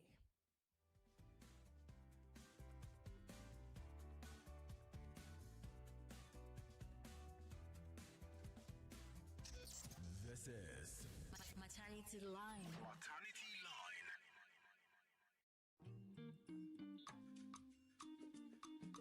Yes, Lagos, I know you're surprised to hear Maternity Line sweep at 2 p.m., just a few minutes past 2 p.m. Yes, we've been streaming live on Facebook and on YouTube. I am Zaynab Yekeen, and this is 993, the FM, where we get real, having important discussion across board from morning all the way till evening. I feel like it's 24 hours because we have David to also ease you off late night show, all the stress you may have gone through, the politics and everything. Why am I doing this for David? He didn't pay me to do this. But yes, I think you have something to also to relax later in the late night. So it's one of those shows you want to listen to ease off all the conversations you've been listening to on the show, because sometimes it can give you headache. Like, where are we finding ourselves in this country now? What are we going through? It happens like that. So now this person has been calling and he refuses to drop from the mail line. Now let me pick his call before I go back to messages. Good afternoon, Nigeria Info 99.3. Your radio, you've been consistent. You shouldn't get it wrong. Good afternoon. Oh. Good afternoon, my beautiful sister Zaynab. Good afternoon, Uncle Caller. Please, what's your name? Merchants Man. Please go ahead. Yeah. I've been listening to your guest. Actually, she has done a wonderful job. In as much as she's not been speaking in defense of the government, I actually understood all the points she made. I was speaking with one of the doctors that have been attending to me. The guy said, I was like encouraging him for the fact that some of them are still around. He said, my brother, let me tell you, it's not because we are very patriotic that we are still around. 1 minute. It's not because we are very patriotic that we still remain around to take care of you guys. It's just because some of us are either waiting for something or preparing for something. The truth remains, as I'm speaking with you, I've had appointments. Today, Friday, is the 4th appointment I've had. I got fed up using the public hospital, I think last week, because of strike and other series of appointments with people, doctors. At the end of the day, I realized it's not been easy and possible for me. So I decided to take alternative to private hospital. Even the private hospital is not been easy. As I'm speaking with you, I've been calling the hospital to know if the surgeon is around, because I'm having this. There are issues that came up after the surgery. on my this thing. So I'm trying to take a correction, maybe correctional surgery and all that. But to get a doctor or to have accurate appointment is not been easy. So the truth is we are already in for it because of the negligence of our government. Somebody said on the voice note, I think Ms. Doboli, that Nigeria should not pray that Nigeria doesn't happen to you medically. I was very, very excited when I survived that surgery. But for something to happen and I needed another round of something like a restoration or something to correct an atoma, I don't know the medical name they called it, is something of disappointment for people like us that really need that attention medically. So Nigeria should not happen to anybody. If we as citizens, we are lucky enough to have government that listens to the citizens, I don't think most of us will be in this fate we find ourselves. But I say that anybody who has all it takes, either financially or luck-wise, will get into where he or she feels that the attention should be given to him. Because when you rely much on these people, the public hospital or even the national, it becomes an issue. So that's my contribution, my sister. All right. God bless you for inviting the doctors to the studio. All right, bless I continue to listen. Thank you very much. All right, thank you too. Anoluwa on YouTube says, you smell like Joyce. Okay, Motsugbo. Good afternoon, Nigeria Info 99.3. Good afternoon. My name is Koboko Ikechuku from Ota. Koboko, Happy New Year. Great to have you here. Mommy, I want to tell you something. May God bless you. She's Dr. Dosekun, Mommy. Okay. Sister, may God bless you for holding on to this. Okay. Shout out to Miss Opoli. May God bless that woman. Alota. It's Alota from Ota. But sister, you said we should stop criticizing. I have been talking what you said and your doctor for government since 2020 February 19th. From Ada Blessing and the Free Soul till July 2025. Okay. Sister, government is going abroad for medical. How much is doctor allowance in Nigeria? How many times have Nigeria media talked about what happened in 2023 election? As you are saying that we are criticizing, Nigeria media are no longer talking for us because of the code Koboko. and the banking and the media interpretation from the MBC. Are you hearing me? Yes, you are mixing your thoughts. You are mixing it up. A mass. Even more than 10 million Yoruba voters for B2P, and came and do their way.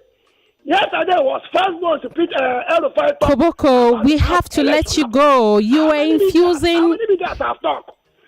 Sister, you are saying that we are criticizing. Have we criticized half of what Tinubu did in Ojota?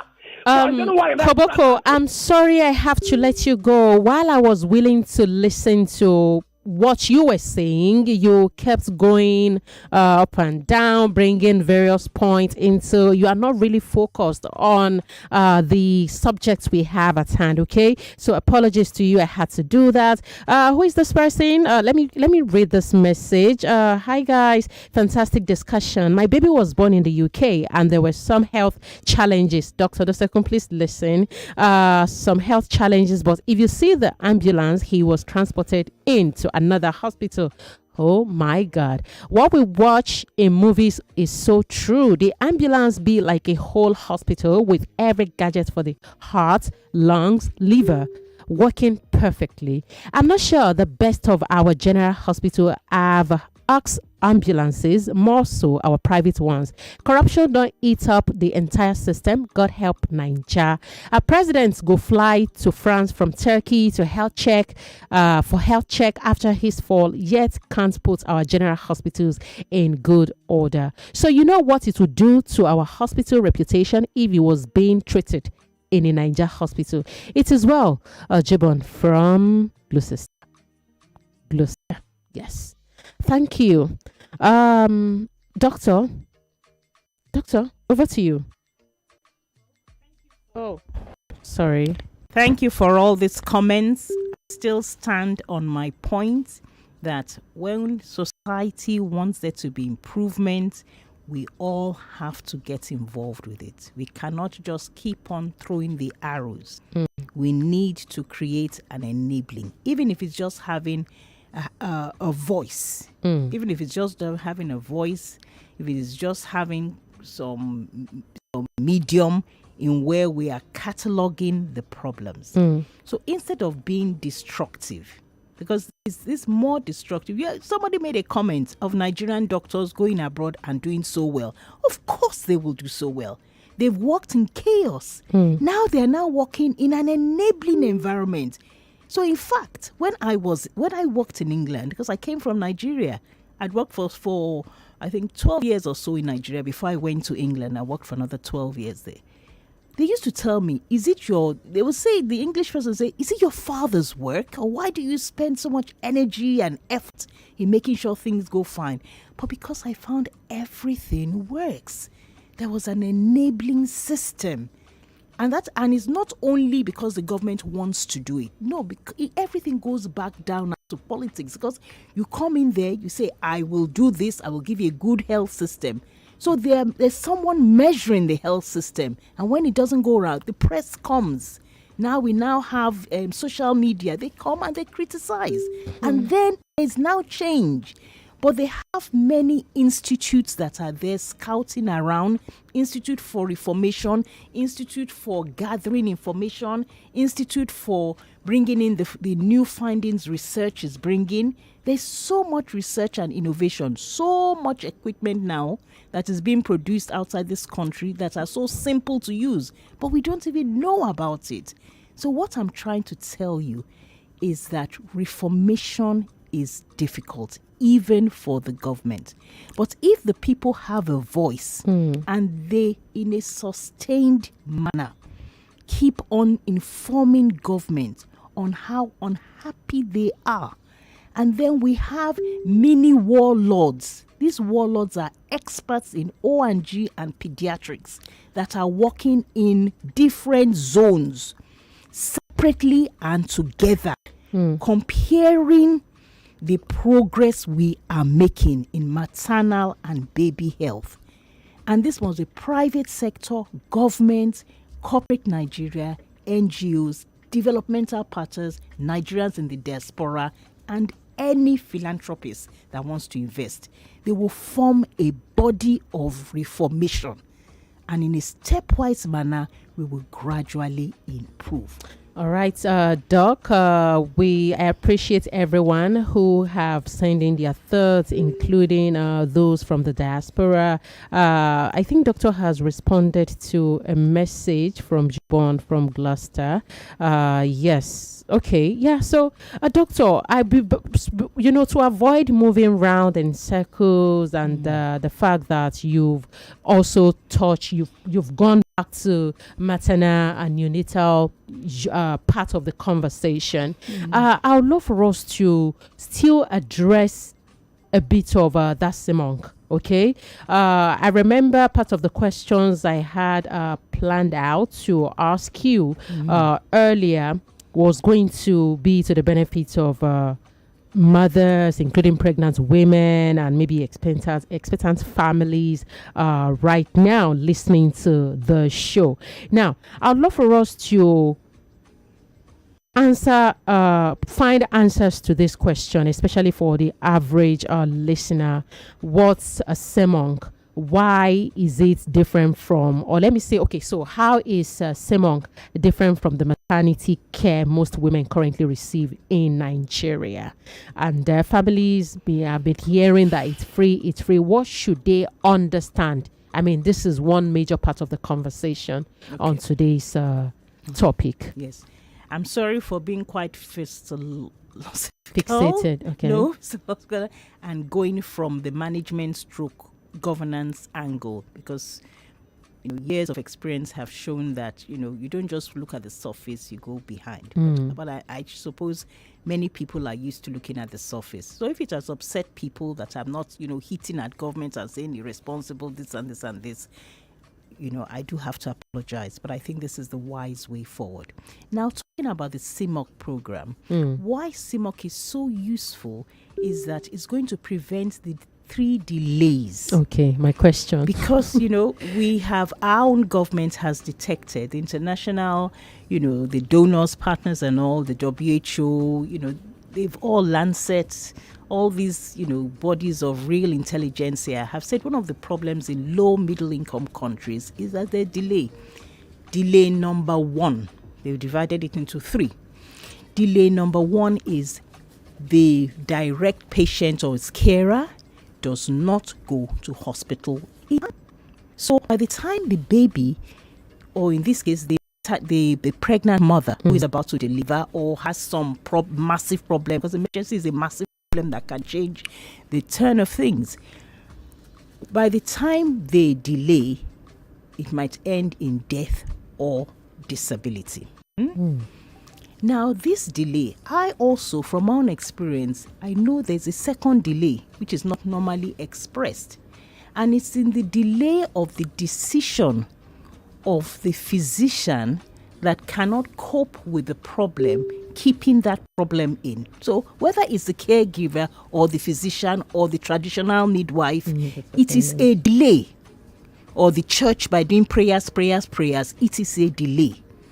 Now, the next second delay is delay in transport. And there's this governor in Ondo State. I don't know whether you can remember him. He is a physician. I don't know why I've just forgotten. I'm getting old. I'm almost 70. So I forget names now. So he's the one that had an innovative maternity program in Ondo State. That man's name should have been etched in golden in the history of Nigeria because there was a remarkable reduction in maternity. Are you talking about Mimiko? Mimiko. It's Governor Mimiko. He walked along the pathway and he touched on all the critical areas that can bring disaster. And one of the areas he touched on was transport. He got the National Road Workers Association. I've forgotten the whole, the Transport Association. He created a system that if they got their telephone numbers, there was a central line in which mothers, even in the peripheral and rural places, could call. And if they have an emergency and they go to pick them up. If they're in labor, even just ordinary labor, and they have like a voucher and they give it to the government and the government pays them. Therefore, he prevented delay. That could have caused. He prevented, and he has presented it in international conferences, and he has been applauded. I think the card your residence card, sort of. So he did something. Because he thought about it. He did not only think about, hospital, there's not enough nurse, there's not enough. He picked something and he worked with society Doctor, in bringing a we change. have to be quick at this time because we have just about 5 minutes. We next have the delay when they come to the health facility. So that is what a lot of people now are experiencing now and are protesting about. So the practitioners who run organizations have to think of innovative methods in which they reduce the delay. And it ends up to having a more mature health system, even within your microsystem and within the country. Thank you. All right. And that is one of the things that CMOC is doing. Because when you don't have to think about paying for your emergency, you get there faster. Okay, people, please Google more on CMOC program, okay, which was launched in 2024. And the list of hospitals are being read out. If you are close to Lagos Island Maternity Hospital, General Hospital Bagada, Surulere Hospital. If you are a subscriber of any of those hospitals, you might want to put a question forward. If you are a family person, probably expecting a child on the way and all of that, you may want to make inquiry just so you understand. Okay. I remember within the context of smooth implementation, I read out the other time, the Director General of NHIA NHIA, Dr. Kelechi Ohiri, and the Lagos State Commissioner for Health, Dr. Akin Abayomi, had previously led their various agencies to signing of this service level agreement. So I'm reading all of that out because I'm checking the website of NHIA, just so you understand. And if you don't understand, please feel free to message me or send me a DM if you need more understanding, more knowledge on this Simong thing. I'd love to make you understand more. Okay, Dr. Efunbo has been my guest on Maternity Line show, and if you have any question, doctor, how do they reach out to you? How do they connect with you? So they may want to get a lot even clearer than what you've heard today on the show. Well, I could give my telephone number. I'm Dr. Efunbo Dosekun. Your business telephone number? Yes. Okay. Could you please give it to me? Thank you very much. So it's 080-845-45184. I repeat again, in case it's from outside Nigeria, +234-808-454-5184. Okay, so Lagos, we have about a couple of minutes to call it a day today on the show. Okay, so if you have any question you want Dr. Dosekun to attend to, feel free. Else you may want to reach out to her outside of a radio, okay, off radio rather. And doctor, for the last time on the show today, okay, I would love to also get this question answered. Okay, who exactly qualifies for free of subsidized care under NHIA intervention? Because NHIA has been a question on this show, especially on Iliraiko. I'm not putting the Iliraiko one to you, but I think you should be able to answer this question on NHIA. I think this is for vulnerable families. Okay. I mean, families that have limited income, but at the same time, the NHIA has educated us that you can be a middle-income family, but suddenly have financial crisis that you're not able to, cope with. You then over to become a vulnerable.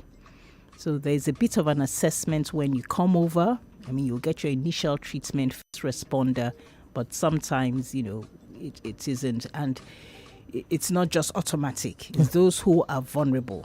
But once you can prove your vulnerability, every hospital will be happy to take you on. And after that, you are encouraged to actually subscribe to your state insurance system.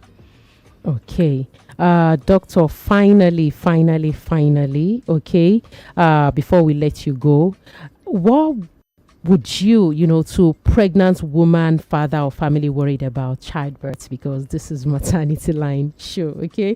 What life-saving advice should they hear from you today? You'll be back on the show, yes, but not now again. Maybe the next 3 months, we'd love to have you.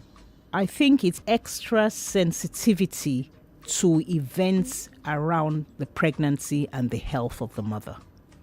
Say that again. There needs to be an enhanced sensitivity. There's something called oversimplification, and it happens a lot to us in our homes, in the hospital, with everything in Nigeria.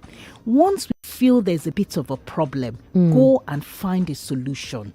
Don't do self-medication or just say, I'm going to pray about it, so that there is early referral. The same things for your babies. Even if you're in a hospital and doctor says baby is right and you feel baby is not right, you must be assertive and say, no, I am not happy. You must give me the full explanation or allow me to have a second explanation. People are presenting too late with emergencies, and with all the expensive effects and the hard work by a lot of the practitioners, things don't go right because you have come too late and the organs have been damaged. So early referral and early sensitization of carers, the person, if it's an adult, if it's a baby, the carers must be more sensitive and look out for things that are wrong. Okay, so Lagos, don't be surprised. I kept putting the question about Simon back to doctor because I know that she's in partnership with government. Yes. So with regards to that, says Simon, okay, because our own health facility is private, so and because she's been she's equal to that task, so this is why outreach training and development initiative is now in partnership with government, federal government at that. So if you have any question, feel free to reach out to her on the number she already advertised in the words of Kofi Bartels. Okay, as we wrap up today, Lagos, I would love to say thank you so much for being a part of this show. One thing is clear for me on the show today, okay, improving maternal and newborn outcomes in Nigeria. I understand it's not just about individual doctors or hospitals, it's about the system network. Dr. Dosekun has emphasized that many times. It's about leadership, to be very honest, and public engagement. And we did not leave any of those areas untouched on the show today. So, of course, Doctor has shown us what's possible when expertise meets structure, and a solution challenges us to think bigger and act collectively because she discourages criticism. I know not many agree with that, and that's okay. So Lagos, she will be back. Whatever, whether you agree with Dr. Dosekun's stance or have reservations, of course, it happens. Whether you are in Lagos, Abuja, or Nigeria or diaspora. I believe today's conversation. 99.3 Nigeria Info. We are more than just radio. Subscribe to our YouTube channel at Nigeria Info FM. Check us out on Facebook at Nigeria Info 99.3. Follow us on Twitter at Nigeria Info FM and on Instagram at Nigeria Info FM Lagos for live updates as it happens. 99.3 Nigeria Info. Let's